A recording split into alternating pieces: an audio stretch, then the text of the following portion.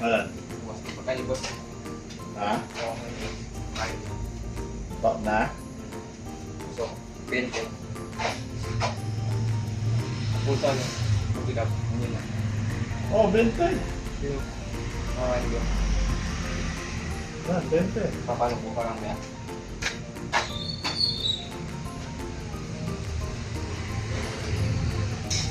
Hi guys!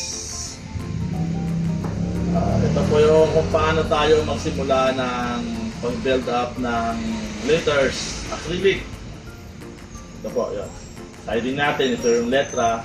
So guys, sa pag-start natin, so kanya-kanya naman pamamaraan, no? Pero sa akin, ito yung sa akin. So correct me if I am wrong.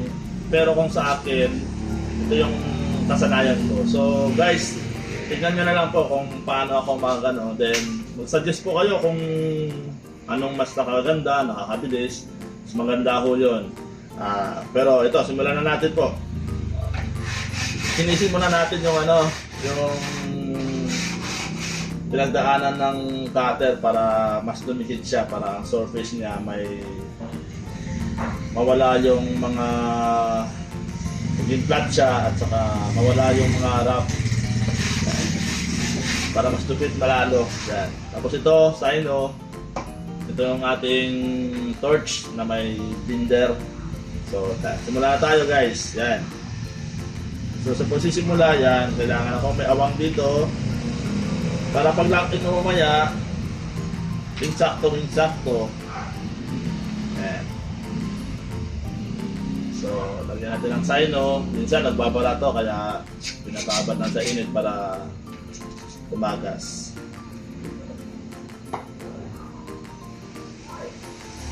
Okay. Skulado naman to, kaya skulado natin yan. Ano? Para tuwid siya. Ito patuyo.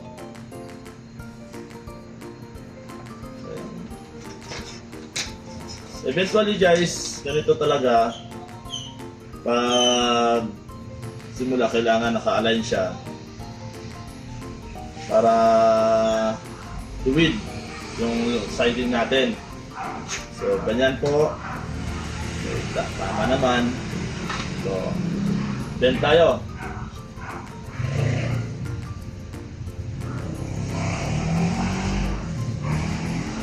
Ang the best thing naman dito sa pag-bend, kailangan iskwalahin.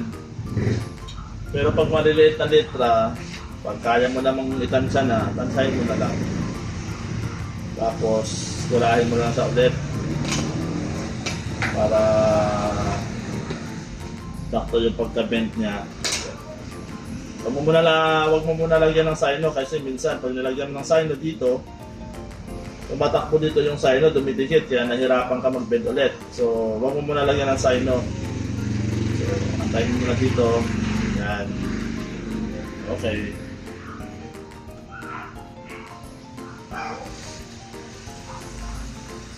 Yan po guys, yan.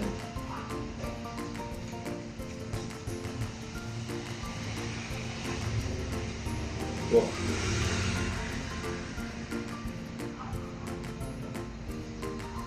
Yan. At ulit parang mabilis.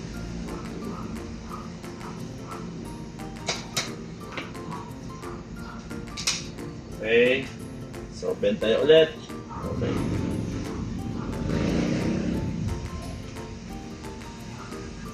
Sa mga malalaking letra po, kailangan po natin skulahin talaga para saktong-sakto yung pagka-bend niya.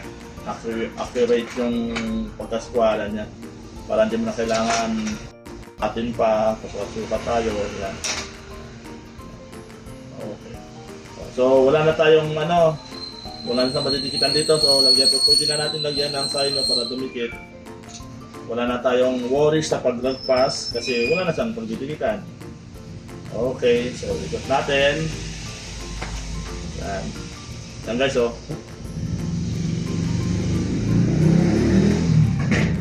So ito.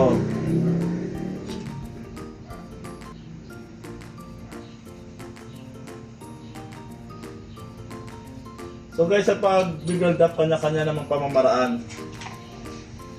Yan, kanya-kanya pang maraan sa pag-build up po. Kung anong nakakabilis, doon tayo. Yan. So, sa akin naman, ito yung kasanayan ko eh. So,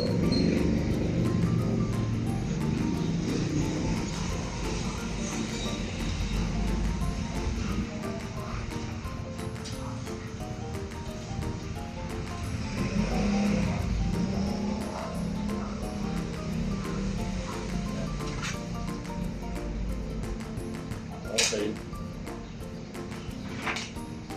Kailangan nakatukot palagi ito guys para equal yung ano niya. Kasi pag nakaganito siya, minsan tumatabi na pala. Kailangan equal siya. So guys, yun yan.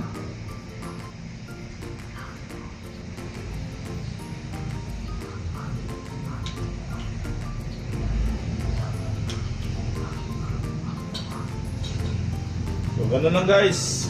Yan. Hindi muna tayo maglalagay ng sino para walang lagpas sa pagdikit. Okay.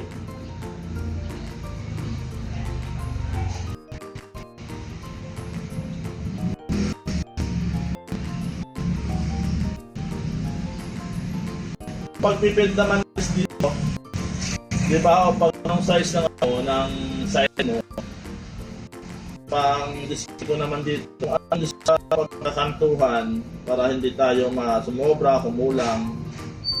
Kung bender mo na bakal ay 2mm, doon mo lang sa itatapat sa kanto ng pagkalaki ng 2mm niya para walang sobra. Kasi minsan, pag hindi mo kantuhan, susobra din siya, lalagpas. Ulit-ulitin natin, lalo na sa mga dulo. Ako. So, tulad dito. Kailangan tapat lang sa doon sa dulo niya. So, susobra ko ito.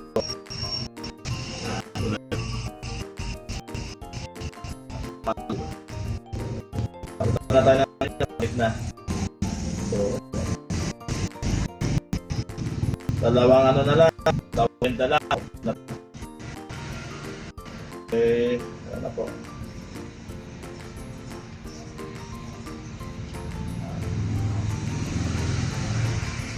Yan.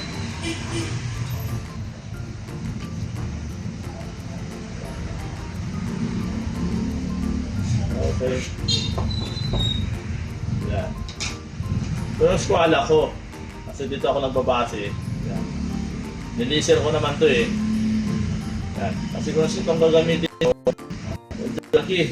Ito lang. Yan. Pwede na rin. Lock natin kasi wala naman paglalagpatan. Okay, so one more. One more moves na lang to. Hindi na ubos na yung torch ko pala. Pang isang moves na lang pala talaga to. Buti nakaabot pa.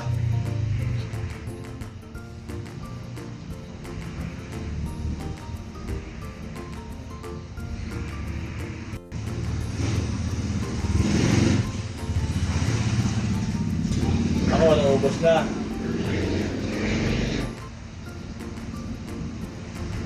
Yan.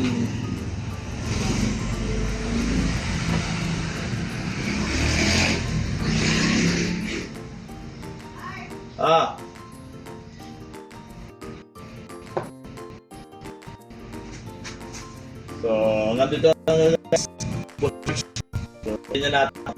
Wala na. Sa mo. Maraming salamat.